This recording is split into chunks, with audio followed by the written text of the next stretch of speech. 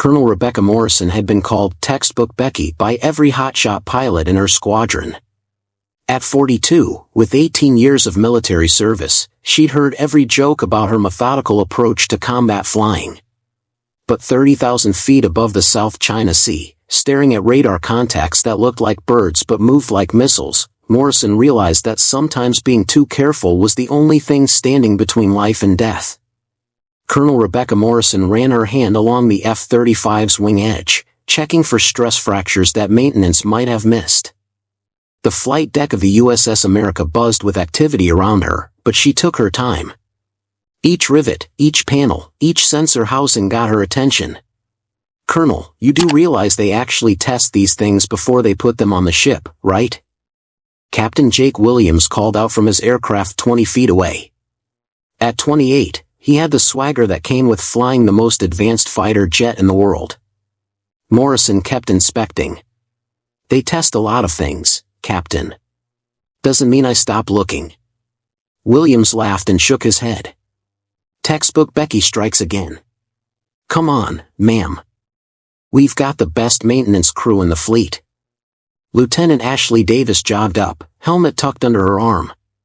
"What's the hold up?" "We're supposed to be wheels up in 15. "No hold up," Morrison said, running her fingers along a sensor panel. "Just doing my job." "Your job is flying, not playing mechanic," Williams said. He was already climbing into his cockpit. "Besides, the computer runs diagnostics automatically. It'll tell us if something's wrong." Morrison finally looked up at him. "Computers don't feel vibrations. They don't see hairline cracks. They don't notice when something sounds different." Davis climbed onto her wing. "Colonel, no offense, but you flew F-16s back in the day. This isn't the same aircraft. The F-35 thinks for itself." "That's exactly why I don't trust it," Morrison said. She pulled herself up into her cockpit and began her startup sequence. Each switch had to be in the right position. Each system had to come online in order. The younger pilots were already running through their abbreviated checklists, engines spooling up. Morrison's radio crackled. "Raven, this is Hotshot. Ready for taxi when you are." "Give me 2 minutes," Morrison replied. 2 minutes? What else could you possibly need to check? Morrison ignored the question and continued her methodical process. She tested her emergency oxygen system, something most pilots skip during routine flights. She verified her ejection seat settings. She checked her backup communication frequencies. The radio crackled again. "Raven, this is Comet. Control tower's asking for our status." "Tell them we're almost ready," Morrison said. Williams' voice came through with barely contained frustration. "Colonel, with respect, we're burning fuel sitting here. The mission briefing said this was a routine patrol. What are you so worried about?" Morrison paused, her hand resting on the throttle. She pulled a small photo from her chest pocket, a picture of her and Captain Mike Chen standing beside their F-16s in Afghanistan, both grinning at the camera. Chen had been in a hurry that day too. Wanted to get airborne fast to help troops in contact. He'd skipped his full pre-flight check. They'd found pieces of his engine scattered across the runway after takeoff. A loose bolt that maintenance had missed. A bolt that would have taken 30 seconds to spot during a proper inspection. "I'm not worried," Morrison said into her radio. "I'm prepared. There's a difference." She tucked the photo away and continued her checks. The weapons systems needed verification. The navigation computer needed confirmation. The electronic warfare suite needed testing. "Raven, this is Hotshot. The war's different now. We've got technology you didn't have back then. These birds practically fly themselves."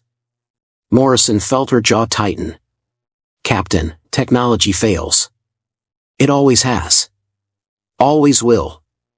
The only thing that doesn't fail is proper preparation." "Yes, ma'am," Williams said, but she could hear the eye roll in his voice. Davis chimed in. "Colonel, not to be rude, but some of us want to actually fly today, not spend all morning in the hangar." Morrison finished her final system check and keyed her radio. "Control, this is Raven Flight. 3 F-35s ready for taxi." "Roger, Raven Flight. You're cleared to taxi runway 09. Morrison pushed her throttle forward and felt the F-35 respond smoothly. Behind her, Williams and Davis followed, their engines already running hot from impatience. As they taxied toward the runway, Morrison glanced at the mission folder clipped to her knee board. Routine Freedom of Navigation Patrol. Nothing special. Intelligence reported some increased electronic warfare activity in the region, but nothing specific. No credible threats. Still, something felt off about the briefing. Too vague. Too many unknowns for her liking. "Raven Flight, you're cleared for takeoff," the tower announced. Morrison lined up on the runway centerline and ran through her final checks one more time. Everything looked good. Everything felt right. But as she pushed the throttle forward and felt the F-35 leap into the sky, she couldn't shake the feeling that today was going to be different. The routine patrol was about to become anything but routine. The briefing room felt cramped with 3 pilots squeezed around a small table. Commander Lisa Hayes spread out the navigation charts and tapped her finger on a section of blue water east of Taiwan. "Your patrol route runs along the 12-mile limit," Hayes said. "Standard freedom of navigation operation. Show the flag, collect electronic intelligence, come home." Morrison studied the chart carefully. "What's the threat assessment?" "Minimal. Some fishing boats. Maybe a patrol craft or two." Hayes pulled up a satellite image on her tablet. Intelligence reports increased electronic warfare activity in the region, but nothing specific. Probably just routine exercises. Williams leaned back in his chair. "Sounds like a milk run to me." "Don't get comfortable," Hayes warned. "Even milk runs can turn complicated. Rules of engagement are defensive only. You're not there to start a fight." Morrison traced the patrol route with her finger. "What about backup communications? If they jam our primary frequencies?" Hayes looked at her like she'd asked about alien invasions. "Colonel, we've got the most advanced communication systems in the world. They're not going to jam an F-35. But what if they do? Then you switch to backup channel 2. Same as always." Hayes started gathering her papers. "Any other questions?" Morrison opened her mouth, then closed it. She wanted to ask about escape routes, about alternate landing sites, about weather conditions at different altitudes. But she could see Williams and Davis shifting impatiently in their seats. "No other questions," she said finally. Hayes stood up. "Good. Your aircraft are fueled and ready. Weather's clear, winds light. Should be a pleasant flight." The 3 pilots headed toward the flight deck. Williams fell into step beside Morrison. "Colonel, you look like you wanted to ask something else back there." Morrison watched the deck crew preparing their aircraft. The intelligence briefing felt incomplete. "How so?" "Electronic warfare activity means someone's testing our responses. Why would they do that during a routine patrol?" Davis caught up to them. "Maybe they're just bored.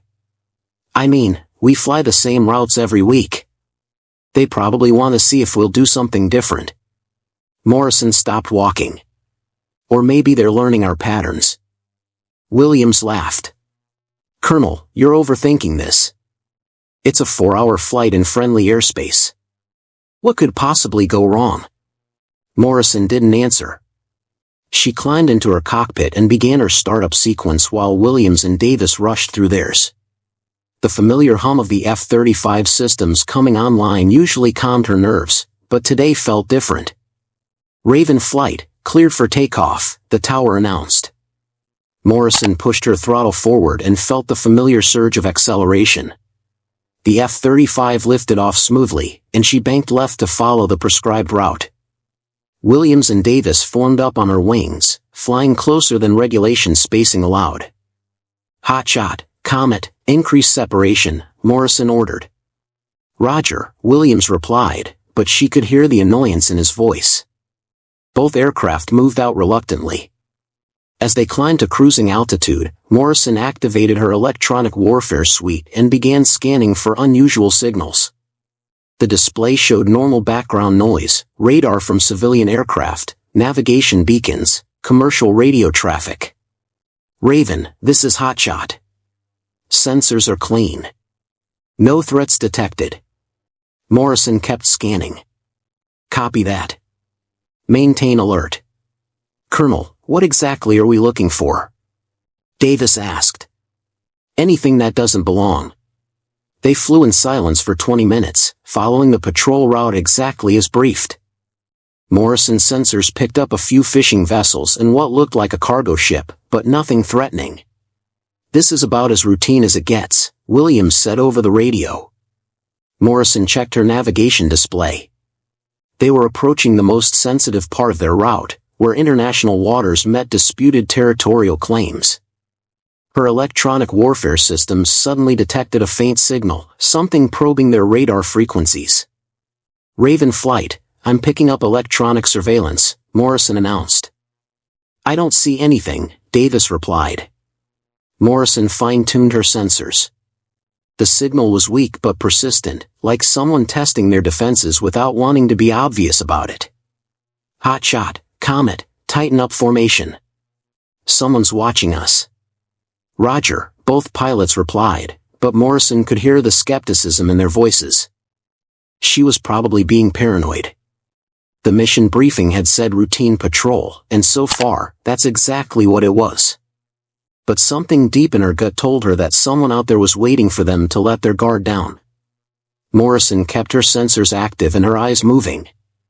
Routine or not, she wasn't taking any chances. Morrison's radar screen flickered with new contacts. At first glance, they looked like a dense cluster of small objects moving in formation about 50 miles ahead. Her computer identified them as biological, most likely seabirds following a migration route. Raven, this is Hotshot. I'm showing a large flock of something on my scope. Bearing 030, range 48 miles. Morrison studied her display more carefully. The contacts were moving at about 60 knots, which was fast for birds but not impossible. Pelicans could hit those speeds in the right conditions. I see them, Morrison replied. Maintain current heading and altitude. Roger that. Williams paused. They're really packed together. Must be a massive flock. Davis chimed in. My scope shows at least 200 individual contacts. That's a lot of birds. Morrison adjusted her radar settings to get a clearer picture. The formation was tight, almost military in its precision. She'd seen bird flocks before during her 18 years of flying, but something about this one bothered her. Hotshot, Comet, what's your assessment of their flight pattern? Looks normal to me, Williams said. Just birds doing bird things. Morrison watched the contacts for another minute. They maintained perfect spacing, moving in a V formation that never wavered. Real birds adjusted constantly, some would lag behind, others would surge ahead, the formation would flex and change shape. Range is now 35 miles, Davis reported. They're definitely heading our way. Their course puts them right across our patrol route, Morrison said. We need to alter heading to avoid them. Williams' voice crackled through the radio with obvious annoyance. Colonel, they're just birds. We can fly right through them. Negative. We maintain safe separation from all contacts. Ma'am, with respect, we're flying F-35s. I think we can handle a few seagulls. Morrison felt her patience wearing thin. Captain, birds can damage engines and sensors. We maintain separation. Yes, ma'am, Williams replied, but she could hear him muttering off radio to Davis. Morrison turned her aircraft 10 degrees left to avoid the flock and ordered her wingmen to follow. As they adjusted course, she kept her radar locked onto the contacts. They were now 25 miles away and still maintaining that unnaturally perfect formation.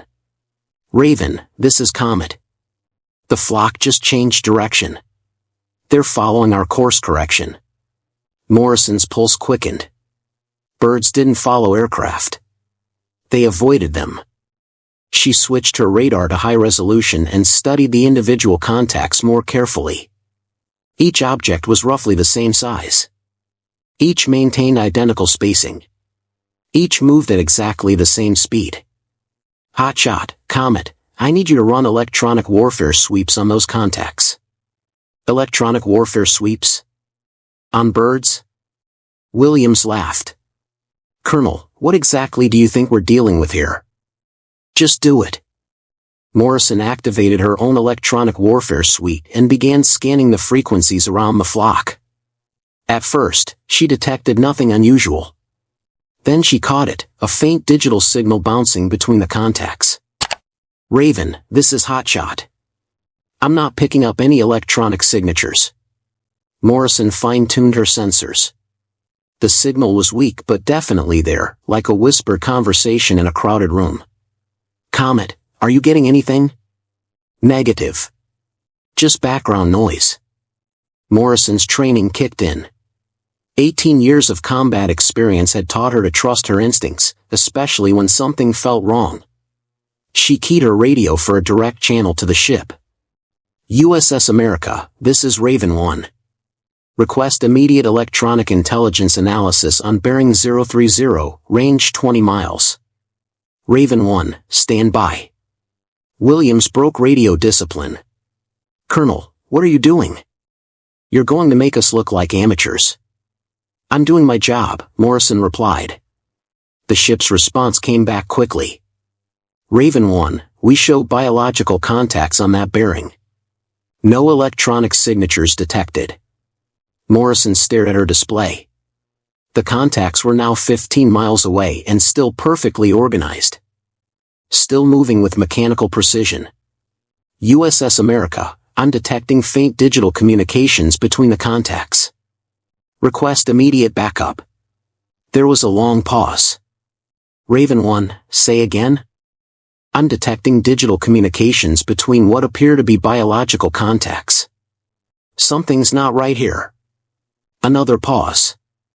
Raven 1, we show no electronic activity in your area. Are you requesting to abort the mission? Morrison felt the weight of her decision. If she was wrong, she'd look foolish. Her career could take a hit. The younger pilots would have more ammunition for their jokes about textbook Becky. But if she was right. Negative on mission abort. But I'm requesting immediate backup aircraft. Raven 1, backup will take 30 minutes to reach your position. Morrison watched the contacts closing in. 12 miles now. Still perfectly organized. Still moving with that unnatural precision. Copy that. Raven 1 out. She switched back to her flight channel.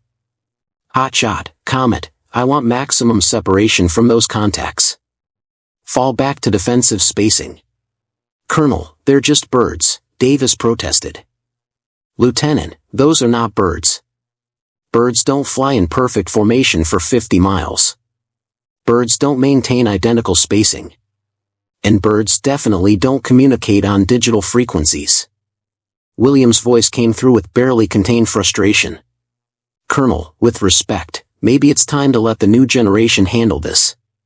You're seeing ghosts where there aren't any.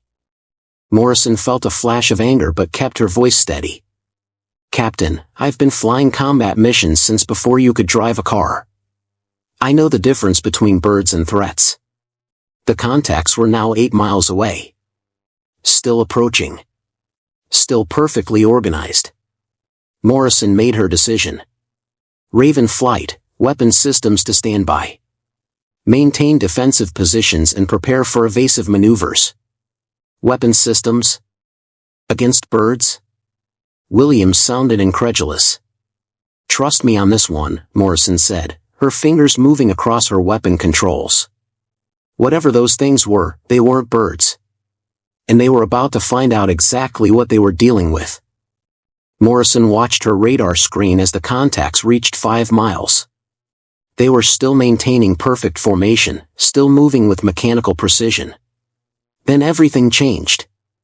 The contacts suddenly accelerated. What the hell? Williams shouted over the radio. They just went from 60 knots to 400. Morrison's blood turned cold. No bird could fly at 400 knots. All aircraft, evasive maneuvers now. The formation of contacts broke apart like an explosion, individual objects scattering in all directions. Morrison's radar screen looked like someone had thrown confetti across it. Raven, this is Hotshot. These things are all around us. Morrison pulled her F-35 into a sharp climb, her body pressed into the seat by G-forces. Through her canopy, she caught her first visual of the enemy. Small metallic objects, each about the size of a football, moving with impossible speed and agility. Comet, brake left. Brake left now. Davis banked hard, but 3 of the objects followed her turn perfectly. They moved like a school of fish, coordinated and fluid. What are these things? Davis yelled. Morrison's threat warning system screamed to life. Multiple radar locks from all directions. Her electronic warfare suite went crazy trying to process the signals. They're drones. Morrison shouted into her radio. Unmanned attack drones.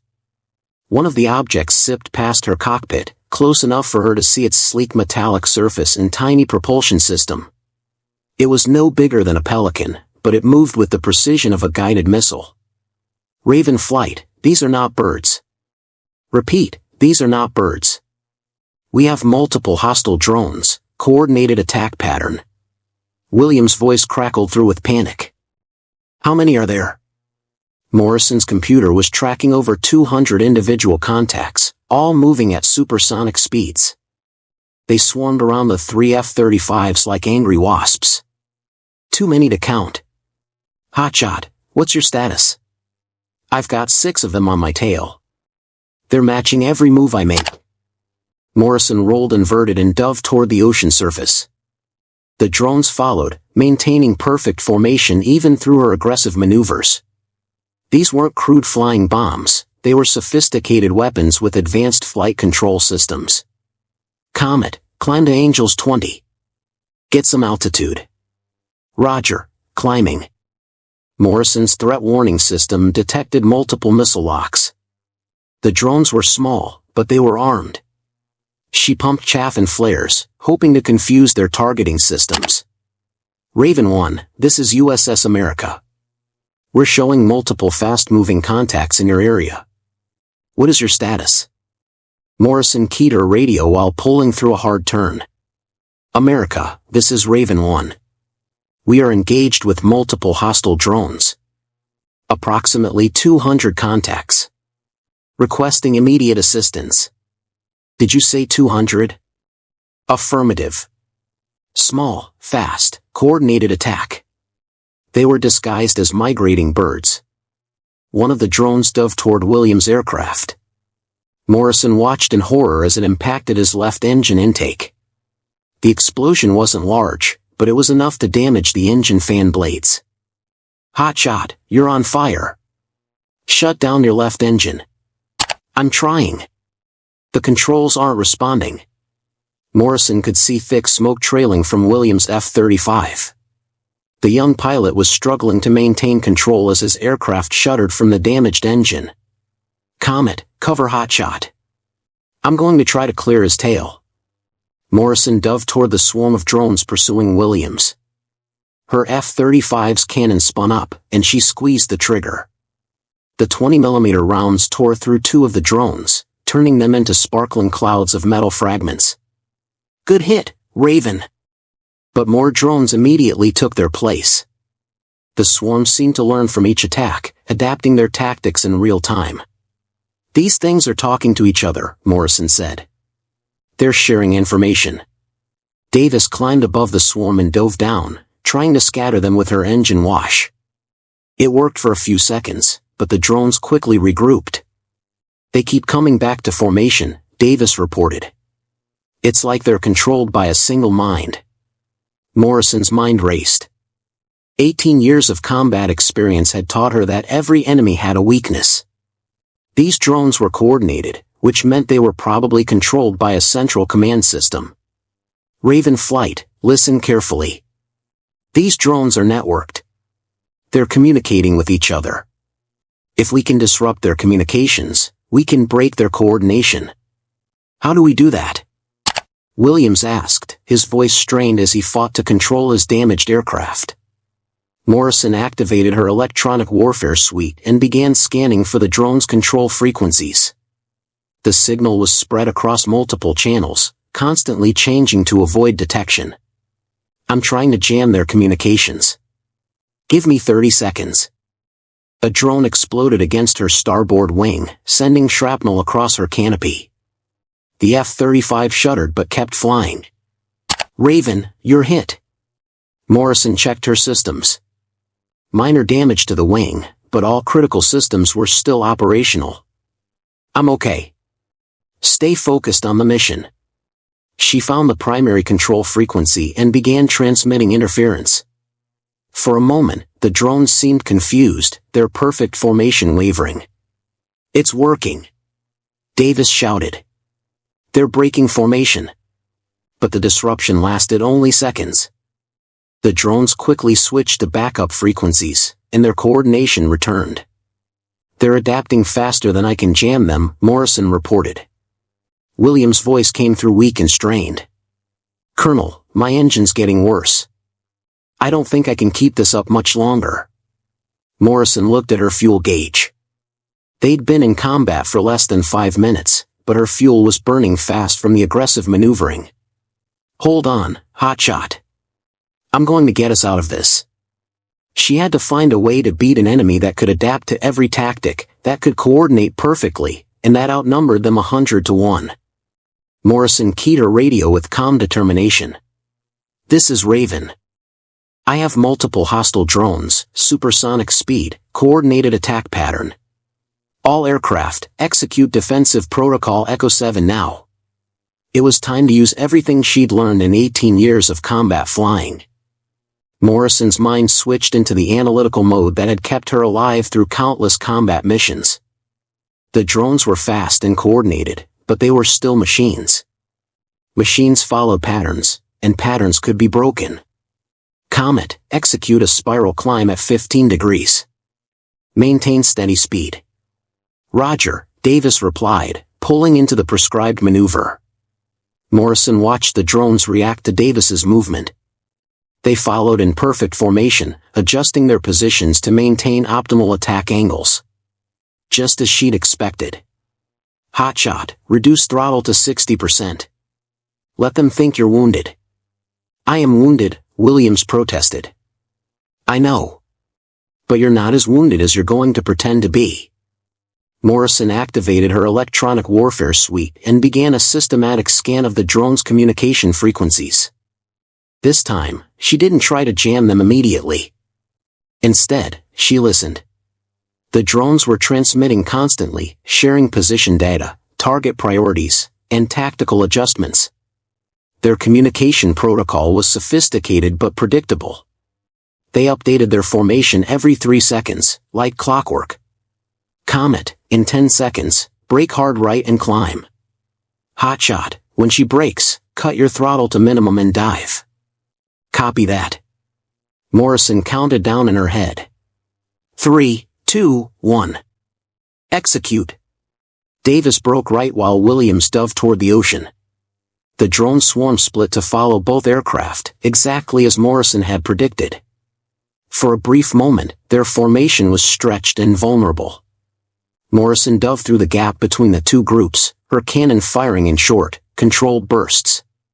She destroyed 6 drones in as many seconds, each shot carefully aimed and precisely timed. Nice shooting, Raven. But the remaining drones quickly regrouped. They'd learned from her attack and adjusted their spacing to prevent similar breakthroughs. They're adapting to our tactics, Davis reported. Every time we try something, they counter it. Morrison smiled grimly. That's their weakness. They're too predictable in their adaptation. She had noticed something about the drone's behavior. They responded to threats in order of priority, damaged aircraft first, then the nearest threat, then the most aggressive attacker. It was logical, but it was also exploitable. Hotshot, I need you to play dead. Reduce power to minimum, deploy your drag chute, and act like you're going down. That's not hard to do right now, Williams replied. His voice was strained, but he was still fighting. Morrison watched as Williams' F-35 began to descend slowly, trailing smoke. The majority of the drone swarm immediately shifted to follow him, recognizing him as the most vulnerable target. Comet, when I give the word, light up your afterburners and go vertical. Make yourself the biggest threat on their scopes. Roger that. Morrison continued monitoring the drone's communications. They were prioritizing Williams as their primary target, with about 60% of the swarm moving to intercept him. The rest were maintaining perimeter coverage. Now, Comet. Davis hit her afterburners and rocketed skyward. The sudden acceleration and massive radar signature immediately drew the attention of half the remaining drones. They broke formation to pursue her, leaving gaps in their defensive screen. Morrison used her F-35 stealth capabilities to slip between the scattered groups. Her aircraft was designed to be nearly invisible to radar, and she used every trick she'd learned to minimize her signature. The drone's artificial intelligence was impressive, but it had limitations. It couldn't track what it couldn't see, and Morrison had 18 years of experience in staying invisible. She activated her electronic warfare suite and began transmitting on multiple frequencies simultaneously. Not to jam the drones, but to create false targets. Her system generated dozens of phantom radar returns, making it appear as if the sky was full of aircraft. "What are you doing, Raven?" Davis asked as she pulled through a high G-turn. "I'm giving them too much information," Morrison replied. The drone's formation began to waver as their targeting systems tried to process the flood of false data. Their coordination faltered as they struggled to distinguish real threats from electronic phantoms. Morrison pressed her advantage. She used her cannon to systematically destroy the confused drones, picking them off one by one. Each kill was precise and methodical, no wasted ammunition. "Hotshot, how's your engine?" "Still running, but barely. I can't maintain this much longer." Morrison checked her tactical display. She destroyed about 40 drones, but more than 100 remained.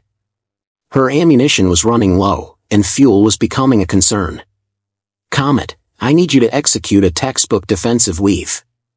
By the book, exactly like we practiced." "Roger that." Davis began the prescribed maneuver, flying in a predictable sine wave pattern. The drones followed, adjusting their formation to match her movements.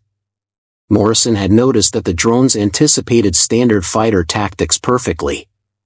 They'd been programmed to counter aggressive maneuvers, creative tactics, and unpredictable movements.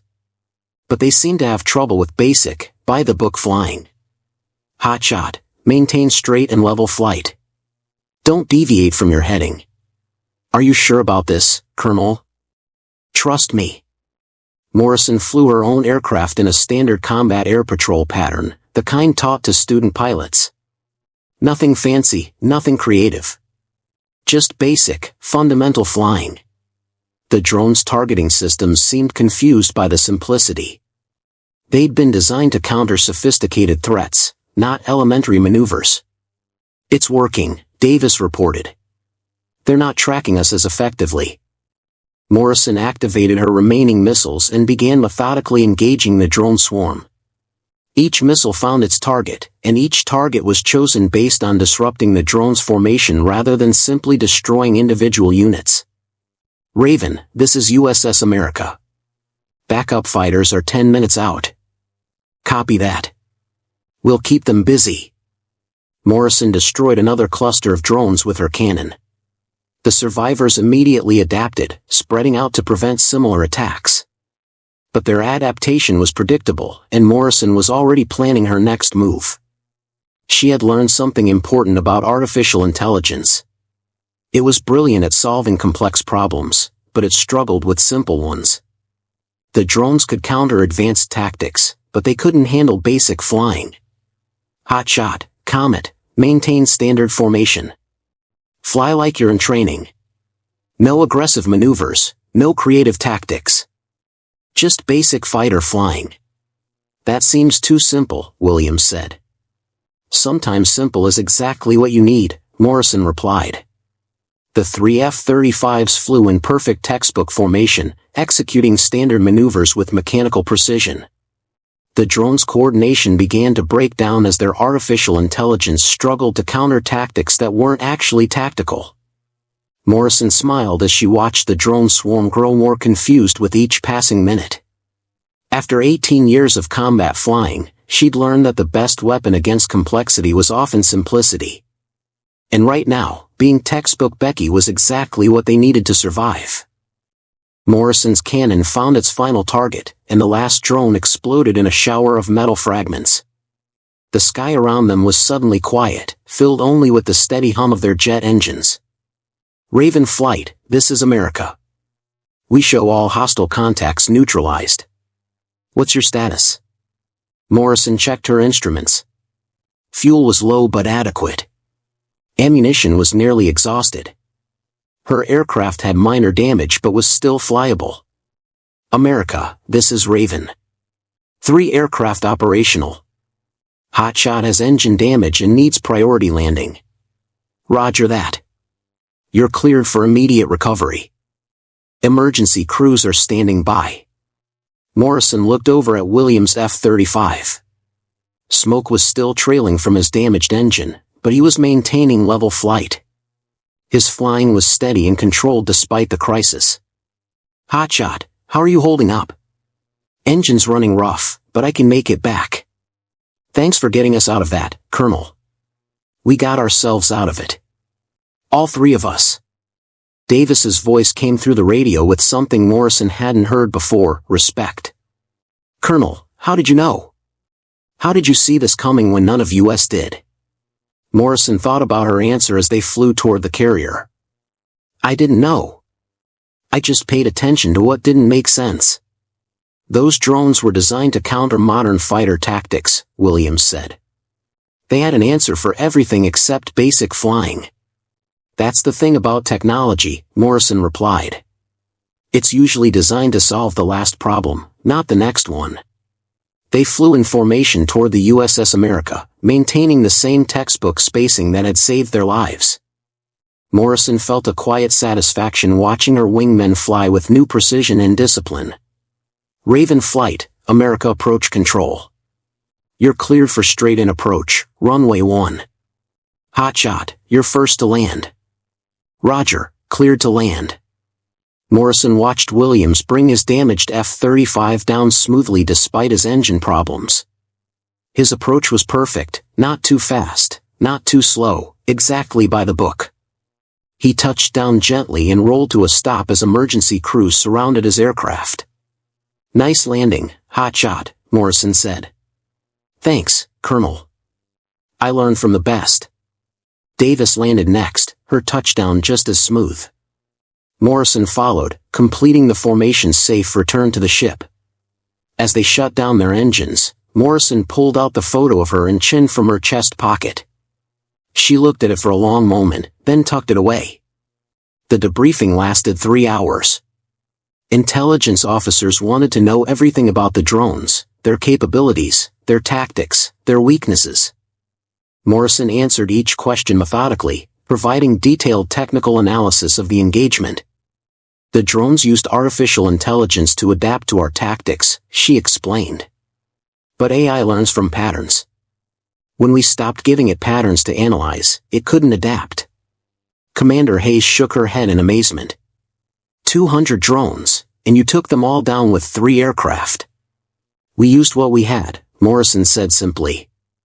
After the debriefing, Morrison found Williams and Davis in the ready room. Williams was getting his left arm checked by a medic. He'd strained at wrestling with the controls of his damaged aircraft. Colonel Morrison, Williams said, standing up despite the medic's protests. I owe you an apology. Your caution wasn't weakness. It was wisdom. Morrison looked at the young pilot. His swagger was gone, replaced by something more valuable, understanding. Captain, you flew well today. Both of you did. That's what mattered. Davis stepped forward. Colonel, I have a question. How did you know to use basic maneuvers instead of advanced tactics? Morrison smiled. Because I've been flying long enough to know that fundamentals work. They work because they're simple, and simple things are hard to outsmart. Even for artificial intelligence? Especially for artificial intelligence. Computers are brilliant at solving complex problems, but they struggle with simple ones. Those drones were programmed to counter sophisticated attacks, not basic flying. Williams nodded slowly. So all those times you made us practice textbook maneuvers. We're preparing you for exactly this kind of situation. You never know when simple will be the only thing that works. Morrison headed toward her quarters, leaving the two younger pilots to think about what they'd learned. As she walked down the corridor, she could hear them discussing the engagement, analyzing each maneuver, trying to understand how basic flying had defeated advanced technology. She was proud of them. They'd faced their first real combat and performed well. More importantly, they'd learned that experience and preparation were more valuable than technology and aggression. In her quarters, Morrison sat at her small desk and began writing her after-action report. She described the engagement objectively, without drama or embellishment. Just the facts, presented clearly and methodically. The same way she'd fought the battle. The same way she'd always done her job. Outside her porthole, the sun was setting over the South China Sea. It had been a long day, but they'd all made it home safely. In Morrison's book, that was the only victory that really mattered. Sometimes the old ways are the best ways. Colonel Morrison's story reminds us that experience and careful thinking can triumph over the newest technology. If you enjoyed this tale of military courage and wisdom, please give it a like and subscribe for more stories like this one. I'd love to hear your thoughts in the comments below. Have you ever been in a situation where experience saved the day?